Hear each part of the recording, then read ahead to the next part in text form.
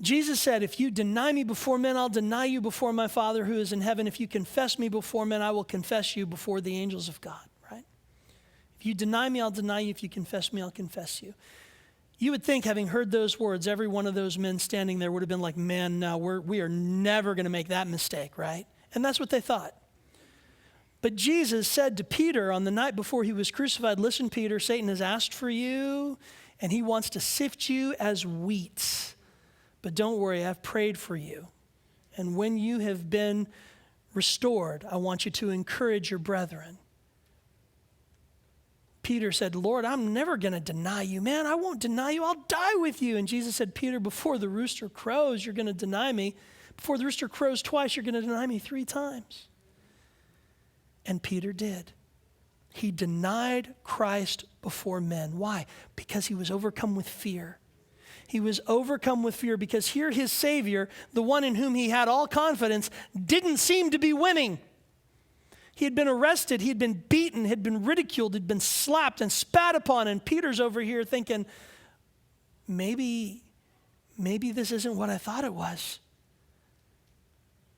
Peter faltered, he wavered, and he denied the Lord. But he was restored. He was forgiven. He was brought back into fellowship with Jesus. And as they had breakfast there on the beach that morning, some days after the resurrection, Jesus asked Peter, do you love me? Peter said, Lord, you know I'm fond of you. Feed my sheep. 3 times the Lord asks him, and 3 times he restores him, once for each denial, just to confirm in Peter's heart that God had indeed accepted him. Well, that man, Peter, had something to say that is applicable to our conversation today. So turn with me to 1 Peter chapter 1. As we read through, I want us to think about the things that Peter has written here as an application for the truths that we've learned about from the ministry of Jesus today. An application to help us avoid the leaven of the Pharisees, which is hypocrisy. An application that will help us to reject the fear of man and rather to operate in the fear of God. An application that will help us recognize how we are to walk in God's grace while yet also maintaining a respect for who he is as our Lord and our King. In 1 Peter chapter 1, starting in verse 3, Peter writes, Blessed be the God and Father of our Lord Jesus Christ, who according to his abundant mercy, and Peter understood as the recipient of such mercy, has begotten us again to a living hope through the resurrection of Jesus Christ from the dead, to an inheritance incorruptible and undefiled that does not fade away, reserved in heaven for you, who are kept by the power of God through faith for salvation, ready to be revealed in the last time. Hallelujah. In this you greatly rejoice, though now, for a little while, if need be, you have been grieved by various trials. And we have been. Listen, the salvation that we have received has yet to be completely revealed. But one day when Christ returns, or should we die and stand before him, in that moment when we are in his presence, that glory that has been promised to us will be manifested, and we will see him as he is, and we will know him as we are known. And what a glorious day that will be. The word says we don't know what we will be like, but this we know: when we see him, we will be like him. Amen? Amen. How glorious is that? But Peter says, look, in this you greatly rejoice, even though now for a little while, if need be, you have been grieved by various trials. What's the purpose of the trials that we face in life? Peter tells us that the genuineness of your faith, being much more precious than gold that perishes though it is tested by fire, may be found to praise, honor, and glory at the revelation of Jesus Christ, whom having not seen, you love. Though now you do not see him, yet believing you rejoice with joy inexpressible and full of glory, receiving the end of your faith. In other words, the purpose of your faith, receiving that, what is it? The salvation of your souls. Amen? The salvation of your souls.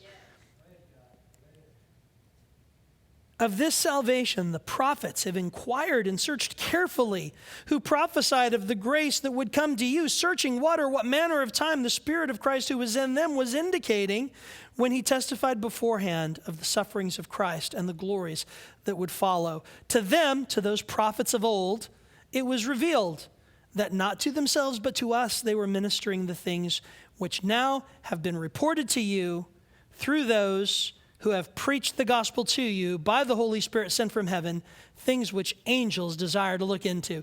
He's saying, listen, man, I got to tell you, the prophets of old, they knew they weren't writing for themselves. They knew they were writing for us.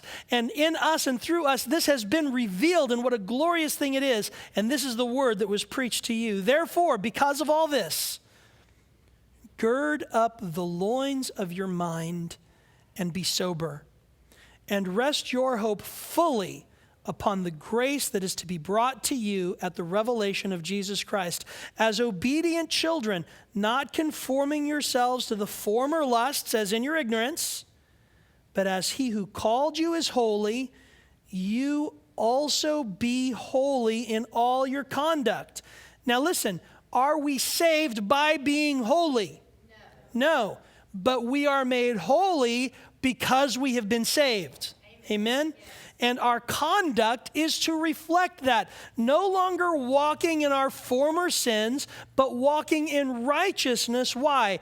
Because it is written, be holy, for I am holy.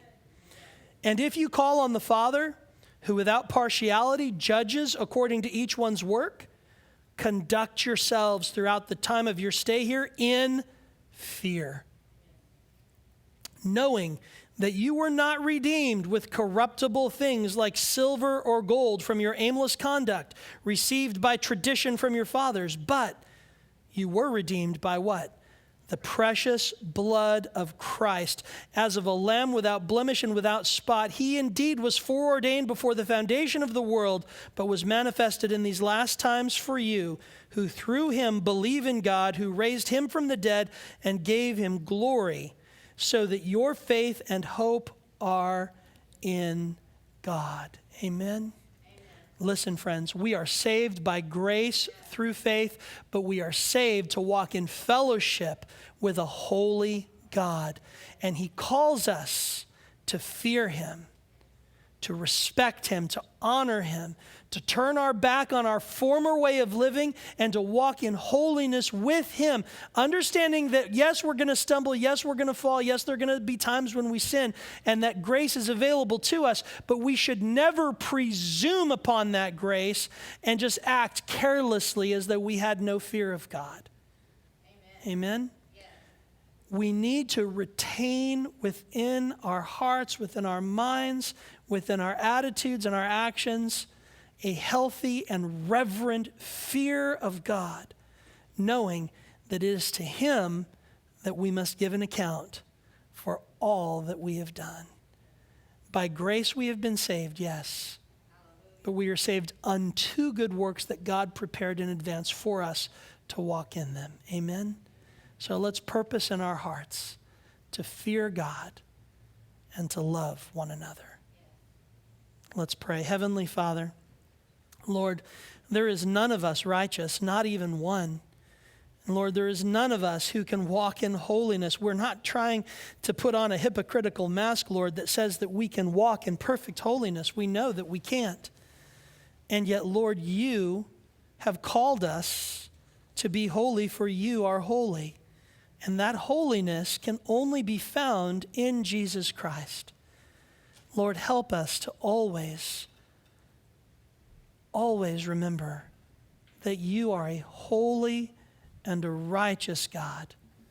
And help us, Lord, to work out our own salvation with fear and trembling, knowing that it is you who has worked in us both to will and to do your good pleasure.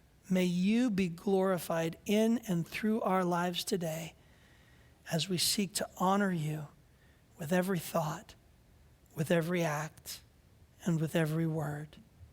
In Jesus' name we pray. Amen.